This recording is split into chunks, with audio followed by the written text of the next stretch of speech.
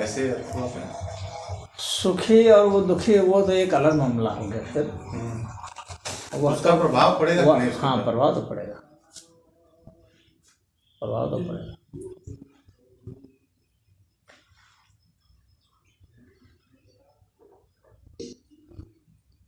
सुखी और दुखी वो तो आध्यात्मिक मामला है। सुख और दुख आध्यात्म के क्षेत्र में आता है। लेकिन उसके प्रभाव की बात कर रहे हैं, उसके ऊपर प्रभाव पड़ेगा कि नहीं? प्रभाव तो नहीं पड़ेगा। प्रभाव तो हम लोग कुछ भी करते हैं तो पड़ता है। अच्छा, और मान लीजिए हम वही अपने दिमाग में सोचते हैं कि कोई सही रास्ते पे चल रहा है, कोई गलत रास्ते पे चल रहा है, कोई गलत ढंग से संपत्ति अर्जित करके रख लिया है और कोई बेचारे सही ढंग से अर्जित कर रहा है, तो दोनों में फर्क का प्रभाव नहीं पड़ेगा? क्यों नहीं पड़ेगा? सबका अलग अलग तरह से प्रभाव पड़ता है। गलत आखिर ऊर्जा है तो गलत परिणाम तो हाँ, गलत परिणाम तो आएगा ही। गलत परिणाम सबसे पहले किस रूप में आता है? रोग के रूप में आता है। अच्छा, इसलिए क्योंकि वह व्यक्ति स्वयं जान रहा होता है ना कि मैंने सही किया है या गलत किया है। अच्छा, तो इसलिए उसी के दिमाग में जहर बनना है, उसी के दिमाग में सारा टॉक्सिन इकट्ठा होगा। अच्छा, और उसके अंग खराब होंगे, उसको रोग सताएगा। अच्छा, उसका परिवार भी जान रहा है तो उसका प्रभाव परिवार पर भी पड़ेगा।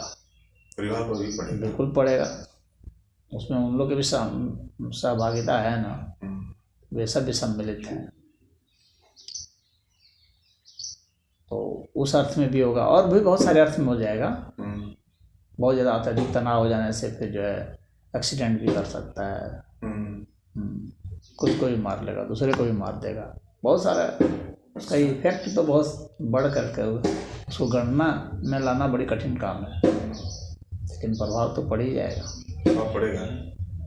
इसीलिए अब सोचते हैं कि मान लीजिए हम लोग अपने हिसाब से जितना होता है सही ढंग से चलने का प्रयास करते हैं, और कोई वैसे चलते हैं तो हम सोचते हैं साले कि हम गलत है, वो गलत है, हम सही हैं कि वो सही है। हाँ, कभी कभी कुछ ऐसा होता है कि पता नहीं चलता है कि मैं सही हूँ कि वो सही है। हम देखते हैं कि हमसे भी ज्यादा साला मतलब भवकाल में जी रहा है। भवकाल में जीना एक दूसरी बात है, वो एक दूसरा मामला है। मतलब जिससे गलती कर रहा है लेकिन देखने में तो लगता है समाज में कि नहीं ये सही। देखने में लगना वो भी दूसरी बात है ना, वास्तव में क्या है वो एक दूसरी बात है। देखने में तो बहुत लोग बहुत तरह की एक्टिंग करते हैं दुनिया में। बहुत लोग अपना अलग अलग चेहरा रूप बना करके जीते हैं। अच्छा, कितने लोग कितने मुखौटा लगाए हुए हैं, वह एक मामला दूसरा है। तो वास्तविकता जो है वो दूसरी है। वास्तविकता में वह जान रहा है ना कि मैंने क्या किया है, मैं क्या हूँ, तो उसका उसके ऊपर प्रभाव पड़ना। नींद ठीक से नहीं आना, हृदय का ठीक से नहीं धड़कना, सांस का ठीक से नहीं आना, भूख का ठीक से नहीं लगना, ये सब उसका इफेक्ट आना शुरू हो जाता है। अच्छा,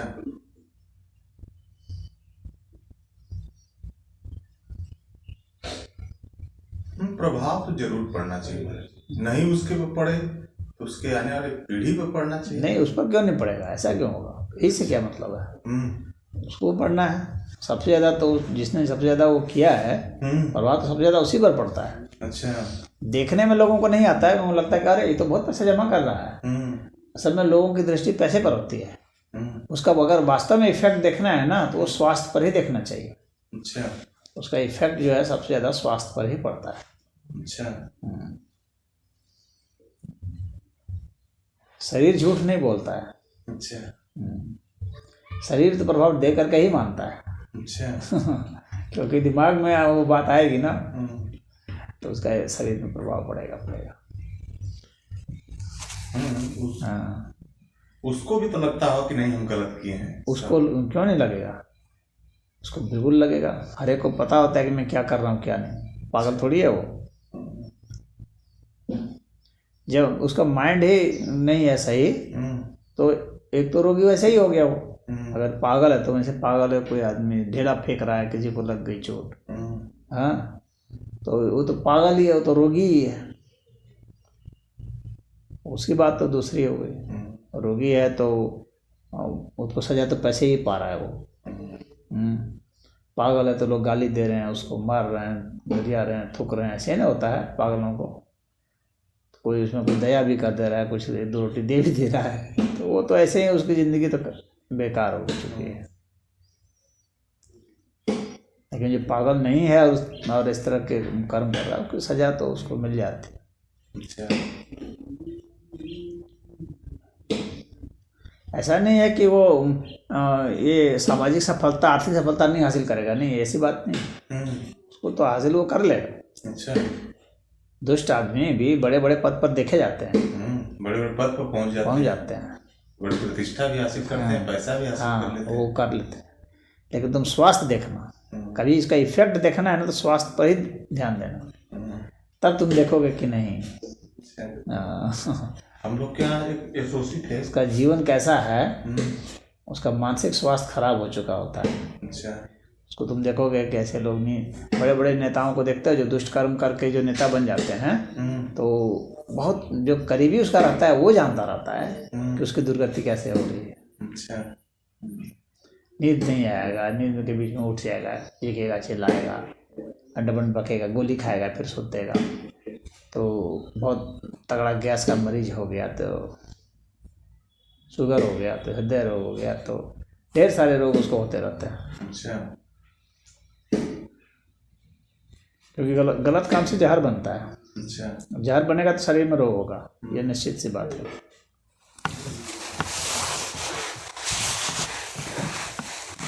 क्योंकि स्वयं को धोखा नहीं दिया जा सकता है ना, दूसरे को तो धोखा दिया जा सकता है, खुद को धोखा नहीं दिया जा सकता।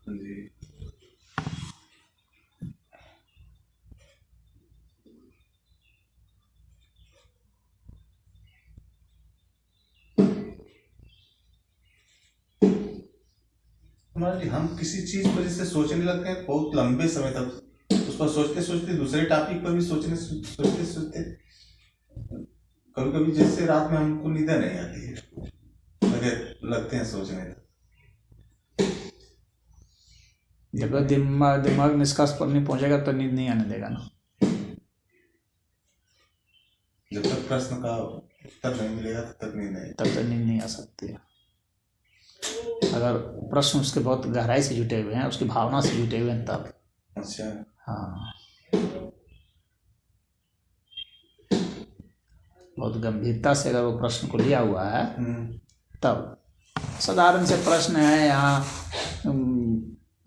कोई देश दुनिया की खबर का है, ऐसा वो सब प्रश्न का उतना वैल्यू नहीं रहता है ना, व्यक्ति की भावना से। अभी जिससे बीच में चल रही थी लड़ाई, ये नहीं और इजराइल और हमास के बीच में, तो अब ऐसे हम यूट्यूब पर बराबर देखते थे उस युद्ध को, देखते देखते हमने उसको बहुत ज्यादा देख लिया, और हमको ये मतलब एक तरह से नशा पकड़ा गई थी, आज क्या हुआ, कल क्या हुआ। अच्छा। ऐसे करते करते देखते देखते हम बहुत गहराई में चले गए, और देखते देखते जो है अब तमाम तरह का बात सोचने लगे। अब वो कहते थे कि इतने एकड़ में जमीन में जो है 3 धर्मों का स्थान है, मतलब बोलते थे उस पर। हम कहते थे साला 3 धर्म वहां कैसे इकट्ठा हो गए, एक ही जगह से तीनों धर्म बने, एक ही जगह से चले, और लड़ते क्यों हैं, क्या कारण है भाई। मतलब इसी तरह की गहराई में अब उसी के इर्द गिर्द तमाम तरह की सोच हमारे दिमाग में चलने लगी, और सोचते सोचते मतलब फिर रात को होने लगा, नींद डिस्टर्ब होने लगी, ये सारा दुनिया में युद्ध क्यों।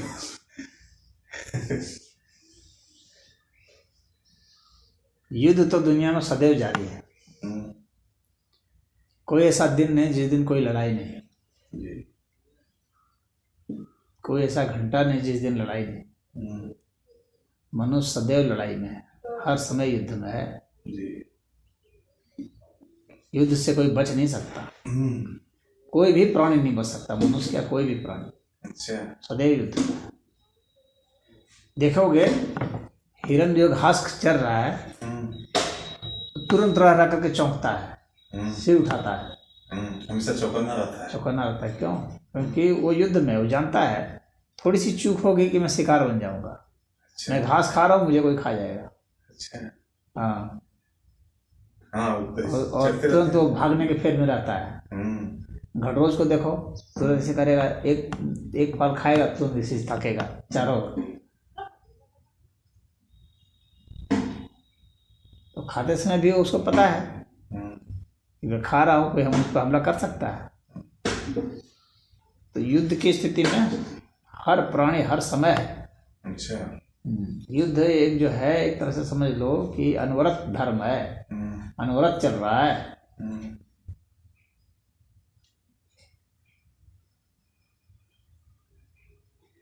और जब पूरा का पूरा एक समूह जो है वो एक साथ जब उस घटना को अंजाम देता है तो हम लोग को, साधारण लोगों को दिखता है कि हाँ युद्ध हो गया, लेकिन सच्चाई तो यही है कि हर समय युद्ध जारी है, हर समय।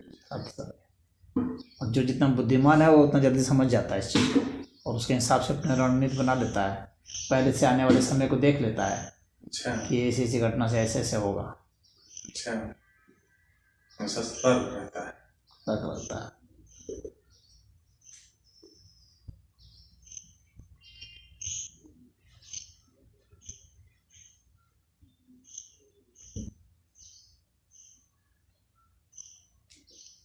और एक चीज और हम यूट्यूब पर आप देखे थे, जितनी जितनी बड़ी बड़ी कंपनी है सब यहूदियों की ही है। यहूदी जो होते हैं बहुत पैसे वाले हैं और जनसंख्या में सबसे ज्यादा विश्व में कम है, मतलब सबसे ज्यादा बुद्धिमान है। ऐसा क्यों है बताइए? जो भी कम है उसको बुद्धिमान होना पड़ेगा, ताकतवर होना पड़ेगा, तभी वो बचेगा। अच्छा। नहीं तो बचेगा नहीं। अच्छा, उसका अस्तित्व मिट जाएगा। क्योंकि कमजोर को कोई बचने नहीं देगा ना। और आप मजबूत कैसे हो सकते हैं? अपनी बुद्धि के बल पर हो सकते हैं, पैसे के बल पर हो सकते हैं। पैसा भी बुद्धि से ही तो आएगा जी। तो इसीलिए उनके पास पैसे इसलिए हैं क्योंकि वे बचे हुए हैं। अच्छा। अगर वो बचे हुए नहीं होते तो इसका मतलब यही है कि उनके पास पैसे नहीं थे, ताकत नहीं थी। अगर बचे हुए हैं इसका मतलब यही है कि उनके पास पैसे हैं, उनके पास ताकत है। अच्छा।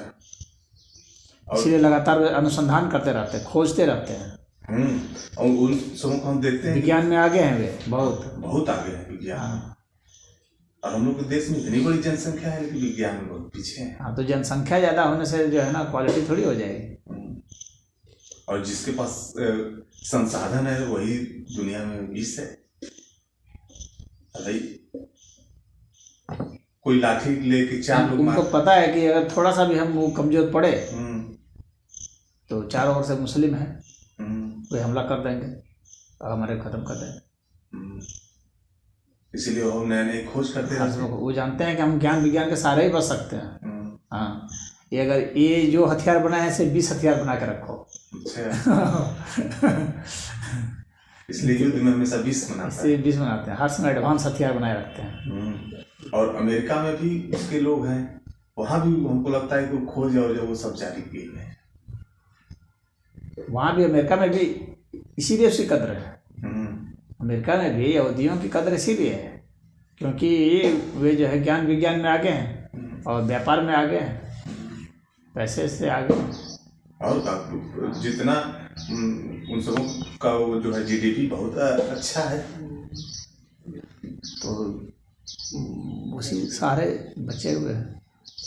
एक चीज हम देखते हैं महाराज, जिसकी जनसंख्या कम होती है वो जनसंख्या जब कम होती है तो आदमी की मतलब शिक्षा, कोई 1 ही 2 है तो उसको पढ़ाएगा अच्छे से उनकी देख रेख करेगा, अच्छे जगह पर पोस्ट होंगे और अच्छा उनको नॉलेज दिमाग। अब मान लीजिए जिसकी जनसंख्या ज्यादा हो गई तो सही से देख रेख नहीं कर पाया, कोई किधरों चला गया, कोई किधरों चला गया, पता चला कि उसमें से कोई अच्छे नहीं निकल पाए। ऐसा तो होता ही होगा। हाँ, इसकी एक संभावना बनती है। असल में ये सब कुछ सोच के ऊपर निर्भर करता है। सिर्फ जनसंख्या कम हो जाना ही काफी नहीं होता है। उसकी सोच कैसी है, जिससे कि उसके पास ज्ञान विज्ञान का क्या सहारा है, उसकी विरासत क्या है, उसको कहाँ से वो मिला है और वो क्या शिक्षा दे रहा है, अच्छा, और उसके पर भी निर्भर करता है। अच्छा, सिर्फ कम है तो उसके कारण ही वो नहीं प्रगति कर जाएगा, ऐसा भी नहीं है। या कोई ज़्यादा है तो उसके कारण ही वो गिर नहीं जाएगा। उसको किस तरह की शिक्षा दीक्षा मिल रही है उसके ऊपर बहुत निर्भर करता है कि उसने अपने को कितना विकसित किया है। ये भी हो सकता है कि आबादी भी ज़्यादा हो और तेज तर्रार भी हो, ये भी हो सकता है। संसाधन नए नए संसाधनों पर जा जाके कब्जा कर रहा हो।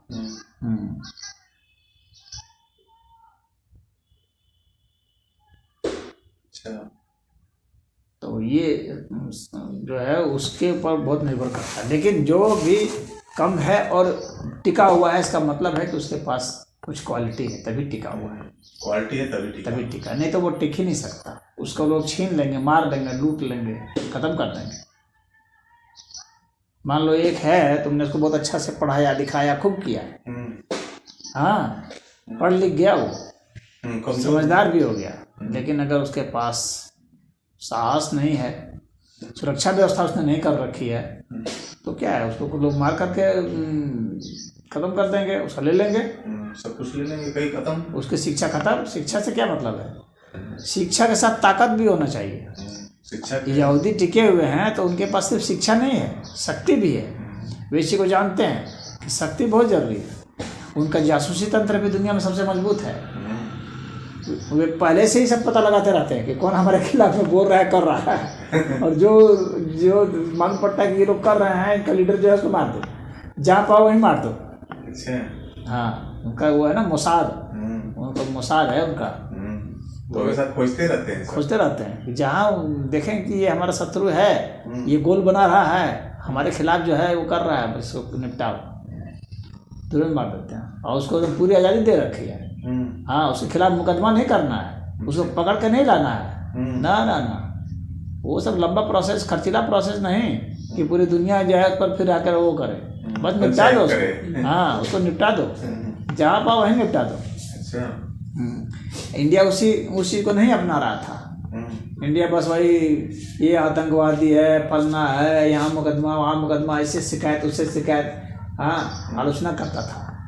लेकिन मोदी ने मोसाद से सीख लिया, हाँ, कि वो सब काम करना बेकार है, टाइम वेस्टिंग है। शत्रु जो है उसको जहाँ पाओ वहीं निपटा दो। हाँ, अब देखो बहुत सारे पाकिस्तानी जो आतंकवादी जो थे ना, जो भारत में कांड करके सबको निपटा दिया गया है लगभग। हाँ, मोसाद के उस फार्मूला को अपना लिया मोदी ने। वो फार्मूला अपना लेते हैं। हम देखते हैं कि कई तो जो कौन आतंकवादी गिरोह के वो थे, गिरोह के सदस्य, हाँ, पाकिस्तान में भी मारे गए हैं। हाँ, तो वही उसी के बात मैं कर रहा हूँ। हमको लगता है बलूचिस्तान वालों को चढ़ा के पैसा दे के तो हम लोग देश की वो जो राय एजेंसी है अपना उन्हीं को बस उनके पास हथियार है, पैसा चाहिए, बस पैसा दो कर उनको उन्हीं से मरवा दो। हाँ, भिखमंगों का देश है, उन्हीं को पैसा दो, उसी से मरवा दो, काम खत्म। पैसा हथियार है, पैसे का मारना है। और तमाम गुंडे पड़े हुए हैं जो पैसा लेके सुपारी लेके काम कर रहे हैं, बस उससे निपटवा दे रहे हैं। पकड़ाओगे भी नहीं, पता भी नहीं चलेगा, तुम्हारा काम भी हो गया।